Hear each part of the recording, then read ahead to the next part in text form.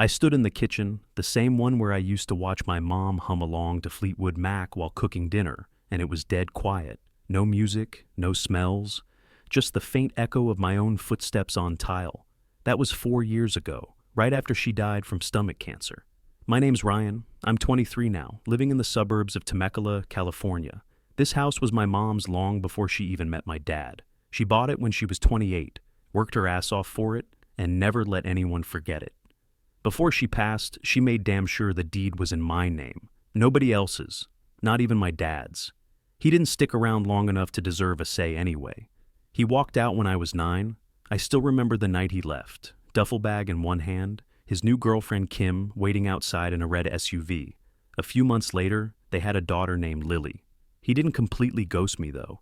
He paid for my college through some lump sum fund he set up and made the occasional phone call, but we were strangers by the time I hit high school. When Mom died, I was a mess, 18 and barely holding it together. Out of nowhere, he offered to move back in to help me adjust. Kim and Lily came too. It was supposed to be temporary, just a few months while I got ready for college. I didn't push back, I was numb, they settled in quick. Kim cleaned out the guest room, Lily took over the downstairs den. My room stayed the same, mostly because I couldn't bring myself to touch anything yet. By the end of summer, Dad sat me down one night while Kim was folding laundry in the living room and Lily was watching cartoons. He looked serious, like he had something huge to ask. "Ryan," he said, "I know this isn't what your mom wanted, but we'd like to stay and take care of the house while you're away at school, just so it's not empty, you know?" He talked like it was about maintenance, safety, sentimental value. But I felt something twist in my gut. Still, I nodded. I was leaving for UCLA in 2 weeks. I didn't want to argue, so I said yeah. They could stay. I told myself it was fine. I told myself it made sense. I packed up, said goodbye to the only home I'd ever known, and went off to college thinking I'd done the grown-up thing. But now, I wish I'd slammed the door behind me and never looked back. The first time I came home for Thanksgiving, I didn't know what to expect. I hadn't seen them in 3 months, and part of me figured I'd walk in and find the place trashed or gutted, like they'd taken over. But I opened the front door and smelled apple pie. The kitchen was spotless. Kim was wearing an apron, pulling rolls out of the oven. She looked up and actually smiled. "There's my college boy," she said, wiping her hands. "Dinner's almost ready." I froze for a second. That was the first time she'd called me anything but Ryan. Lily came bounding in from the backyard with the dog, some mutt they'd adopted, and said, "Ryan, I saved you a spot next to me." She was 9 now, taller, louder, way more confident than I remembered. We sat down at the table, just the 4 of us, and it wasn't awkward. It was weird how normal it felt. We said grace, passed plates. Dad asked about my classes. Kim poured wine and made a joke about how I'd probably learned to do my own laundry by now. Lily gave me a friendship bracelet she'd made at school. I didn't even realize I was smiling until later. By Christmas, they had lights strung up around the whole porch. Kim made cinnamon rolls from scratch. She had this whole decorating system, trees in every room, color-coded ornaments. I helped Lily hang stockings, and when she handed me one with my name stitched in red thread, I had to swallow hard before I thanked her. We fell into a rhythm over the next few years. I'd come home for summer break, and the backyard would be full of floats and lawn chairs. Kim would toss me a towel and tell me to get in the pool before dinner. Lily would race me to the deep end. I started calling once a week just to check in. Kim would pick up and ask about finals or job interviews. She told me about her book club and how she'd gotten Lily into archery of all things. "Don't let her near your car with a bow," she joked once. "She thinks she's Katniss Everdeen." She made me laugh. That was new. One summer, I helped her set up for a garage sale. We cleared out old furniture and even went through the attic. She found one of my mom's old cookbooks and brought it down to show me. "This must have been hers, right?" she asked. I nodded, and for once Kim didn't try to take over. She just handed it to me and said, "You should keep it. Looks like she used it a lot." She was right. Half the pages were stained with grease and sugar. I started to feel like we were building something, not just coexisting. Lily became a little sister in the real sense. She'd text me pictures of her projects or ask for help with math homework over FaceTime. I sent her a UCLA hoodie for her 12th birthday, and she wore it constantly. Even Dad was trying. He still had that distant vibe, like he didn't really know how to be a parent, but he showed up, asked how I was doing, listened without interrupting. One night, we grilled steaks and just sat on the patio talking about stupid stuff: traffic, gas prices, sports. It wasn't deep, but it was something. By the start of my senior year, I caught myself saying "my family" when I talked about them to friends. I even brought a buddy home one Thanksgiving. Afterward, he pulled me aside and said, "Damn, dude, I thought you had some broken family setup. This feels like a Hallmark movie." I laughed, shrugged it off. But he wasn't wrong. We cooked together, fought over board games, even did karaoke one night when Kim got into the wine. I sang badly on purpose, and Lily screamed laughing. It wasn't fake. I wasn't faking it either. For the first time since my mom died, the house felt alive again, warm, like I could finally exhale. By graduation, I honestly believed things had changed, that we weren't just playing house. I let my guard down. And that was my first real mistake. When I pulled into the driveway, the porch light was already on. That little yellow glow felt like a welcome home. I grabbed my duffel from the trunk, walked up the steps, and slid my key into the lock, except it didn't turn. I frowned, tried it again. No dice. Thought maybe it was jammed or something. I knocked. A second later, Kim opened the door, her hand still on the knob, her face pale like she'd seen a ghost. "Ryan," she blinked. "What? Why are you here?" I blinked right back. "I live here." She didn't move, didn't step back, just stood there in leggings and a hoodie, hair up, no makeup, like I'd interrupted her lounging around her own damn house. "I thought you were getting a place in the city," she said slowly. I laughed once, short and confused. "What?" "No. I told Dad I'd be home this week. I start work in Temecula on Monday." Behind her, Lily peeked around the corner. Her smile faded the second she saw me. Dad walked in from the kitchen with a beer in hand and stopped dead in his tracks. His eyes bounced between me and Kim like we were two live wires about to explode. "Hey," he said quietly, let's talk." He stepped outside and shut the door behind him. We stood on the porch in silence for a few seconds before I broke it. "What the hell's going on?" He rubbed the back of his neck. "I should have told you sooner. I might have let Kim think the house was mine." I stared at him. "You what?" "She didn't know it was your mom's," he said quickly. "I told her I bought it back when you were a kid. I just didn't correct her when she assumed it would go to me." My jaw clenched so hard it hurt. "You lied." "I didn't mean to. It just, look, things snowballed. I didn't expect her to get so attached. And now she thinks that this is her house," I snapped. "Because you let her think that?" He held up a hand. "Just give me a few weeks, all right? I'll talk to her, ease her into it, I'll fix it." My heart was thudding in my ears. I wanted to tell him to shove it, to let me in and get the hell out. But I looked over his shoulder, saw the light in the window where my mom used to keep her reading chair. I couldn't do it, not like that.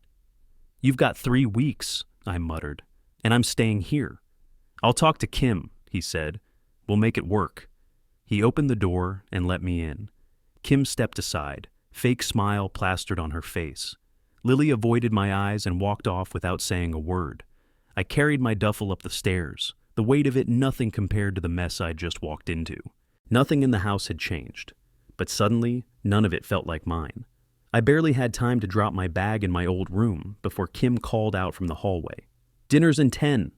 Her voice was sweet, too sweet. The kind of tone you'd use with a neighbor you hated, but still had to invite over. I came down and sat at the table. Everything looked normal: salmon, roasted potatoes, salad. But the vibe? Cold. Kim didn't look at me. She passed plates like a robot. Lily was on her phone, earbuds in one ear. Dad cleared his throat like he was trying to fill the silence, but didn't say much either. Kim finally broke it.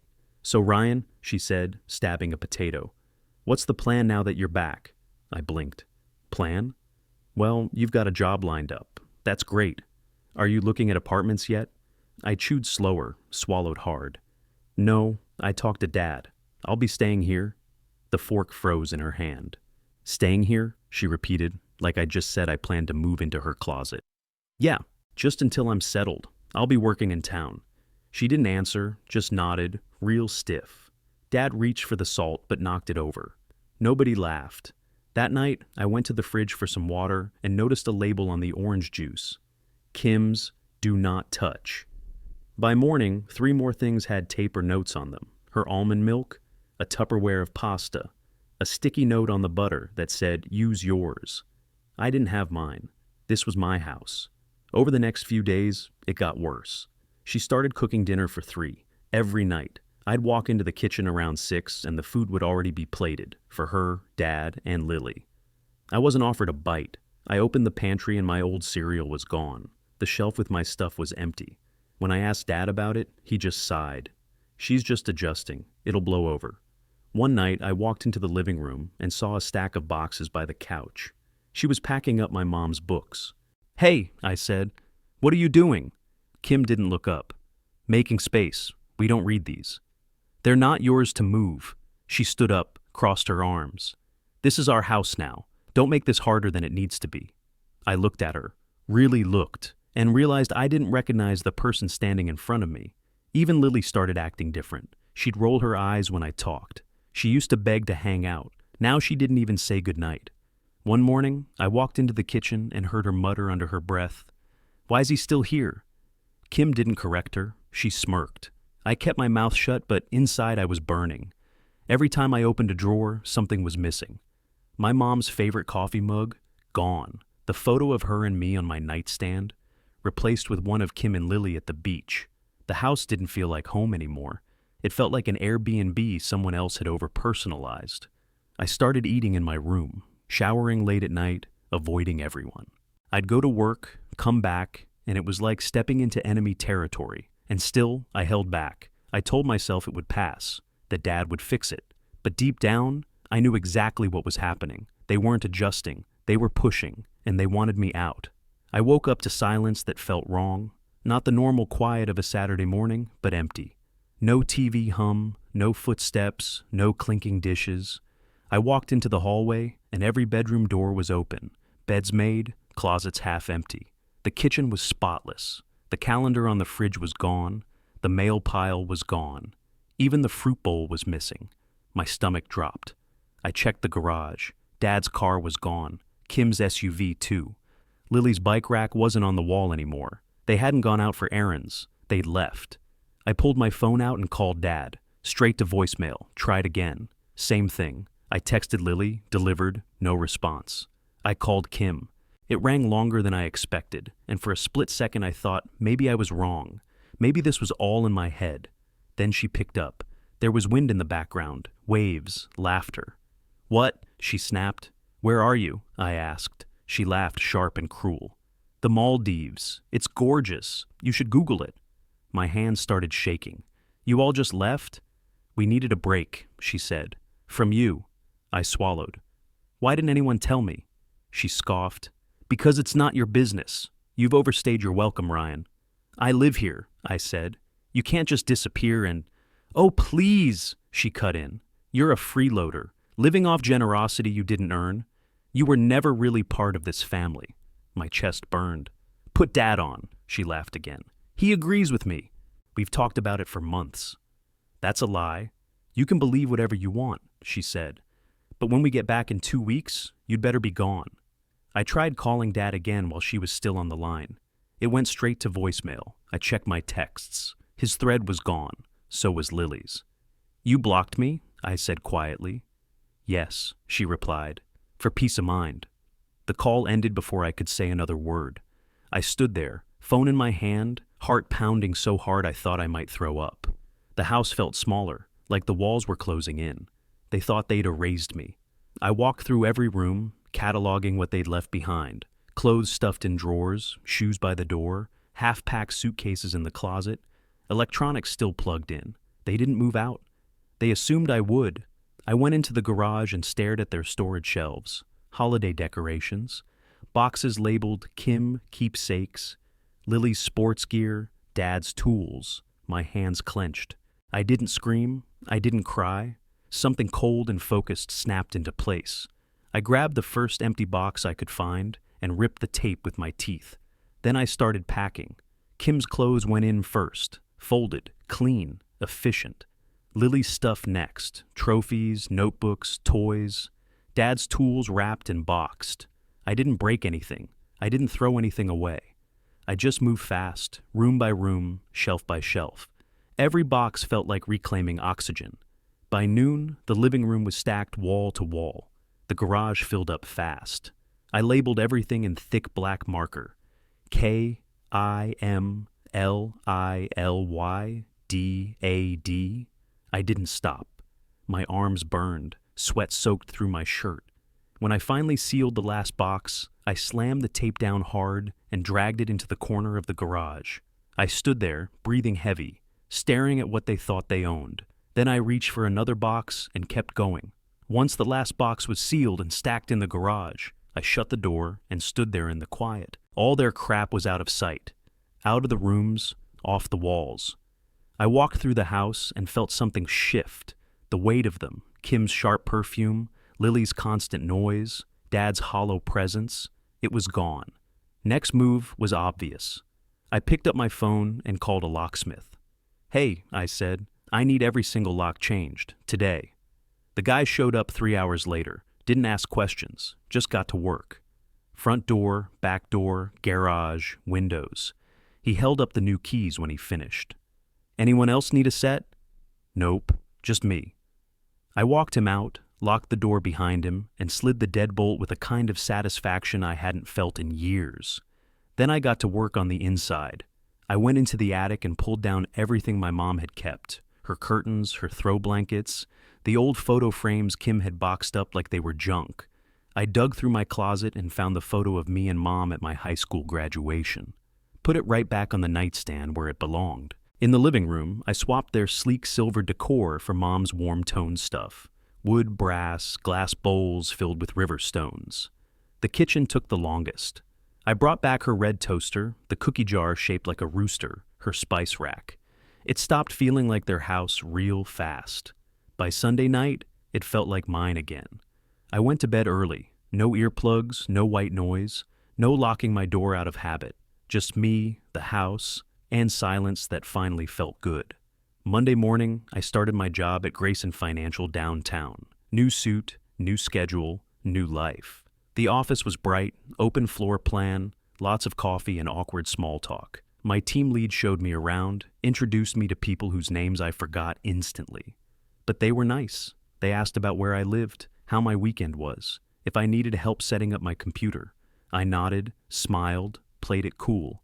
Didn't bring up the war I'd just fought in my own living room.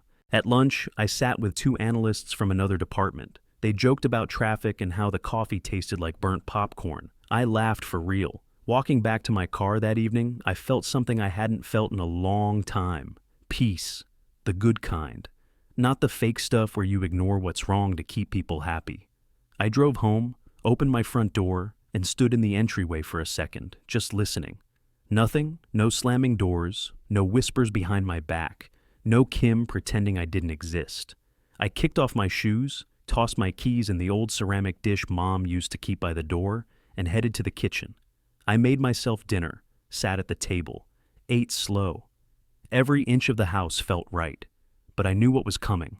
They were going to show up, and this time, I was ready. It was a Sunday afternoon when I heard the car doors slam. I didn't even look out the window. I knew that sound. I took one last sip of my coffee, set the mug down in the sink, and walked to the front door. I didn't open it, just waited. Then came the banging, 3 hard knocks, then again. "Ryan!" Kim's voice, shrill and pissed, cut through the quiet like a siren.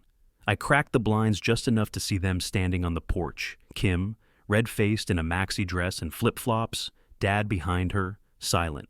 Lily was sitting on the step with her phone, like she wasn't part of any of it.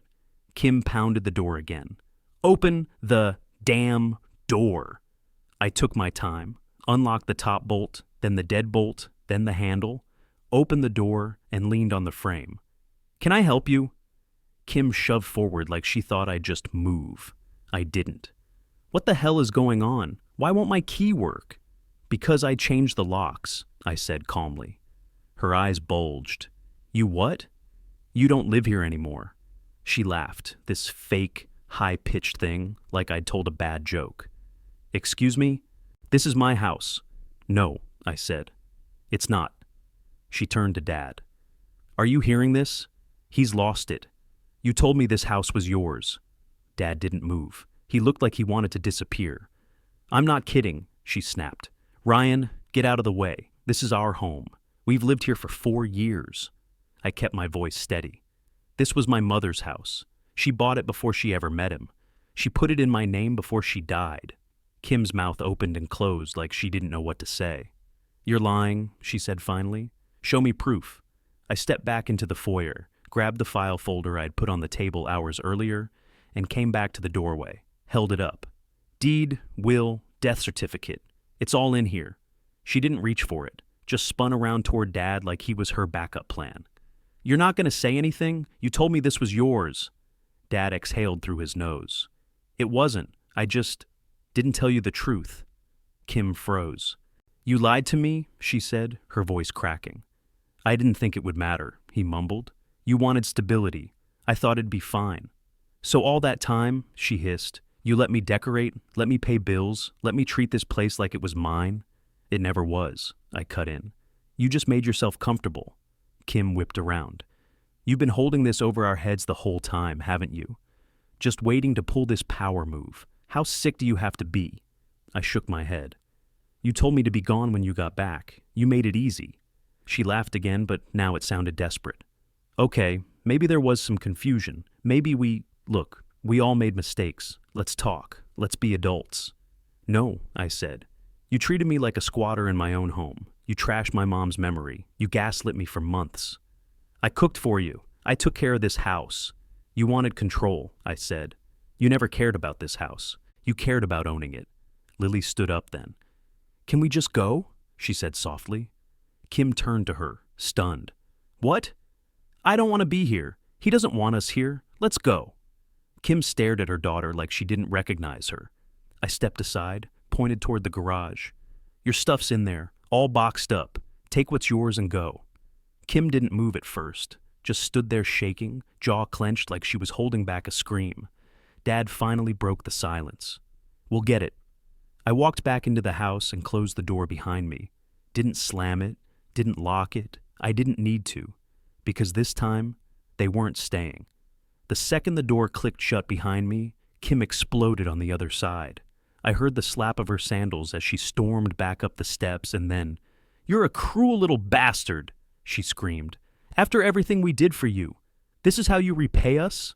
I stayed right where I was, hand still on the knob, breathing through my nose. You ungrateful leech, she kept going.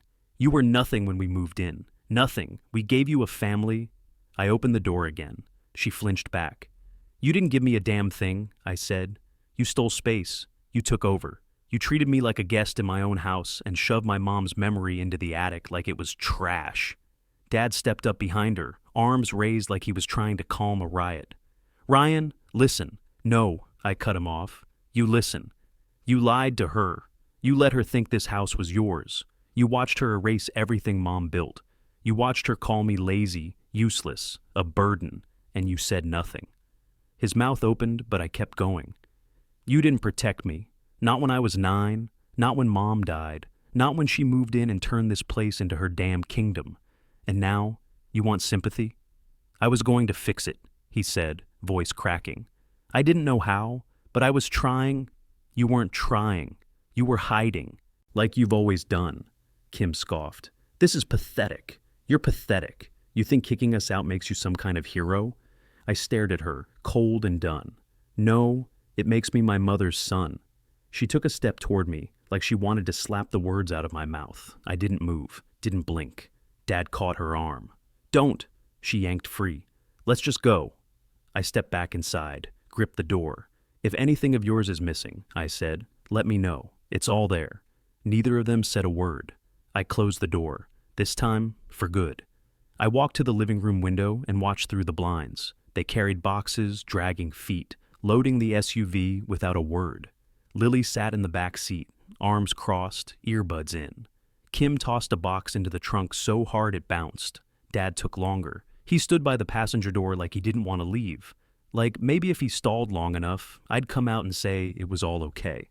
Then he walked back up the porch and knocked once. I didn't move. He knocked again. I stood in the center of the living room, watching. His hand dropped. His shoulders did too. He turned and walked away. I stayed behind the blinds until the taillights disappeared down the street. Then I sat down on the couch, alone, and let the silence settle. Not empty this time, just clean. 2 months later, I was still here. Same house, same street, same front porch light that came on at 7 every night like clockwork. But everything felt different. The mornings started with silence, not tension. I'd drink coffee in the backyard before work, watching the sun climb over the fence line, not worried about walking into an ambush in my own kitchen. Work was steady. I liked the numbers. I liked the pace. Even liked the people.